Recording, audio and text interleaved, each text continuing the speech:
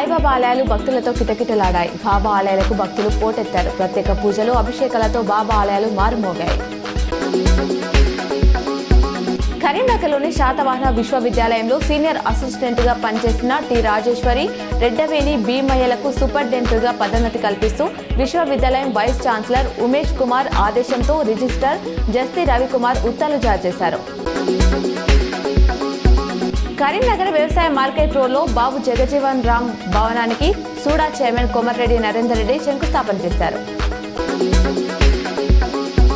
అష్టాదశ పురాణాలను అందించి మానవ జీవన వికాసానికి మార్గం వేసిన మహర్షి, వ్యక్తి నిర్మాణమే ధ్యేయంగా ఉపనిషత్తుల సారాన్ని అందించిన దేవర్షి, సనాతన ధర్మ వారధి, సాంస్కృతిక వికాస సారథి, ఆది గురువు, ఆధ్యాత్మిక జ్ఞాన తరువు వ్యాస భగవానుల జయంతి గురు పౌర్ణమి సందర్భంగా హిందూ బంధువులకు శుభాకాంక్షలు తెలిపిన కేంద్ర మంత్రి బండి సంజయ్.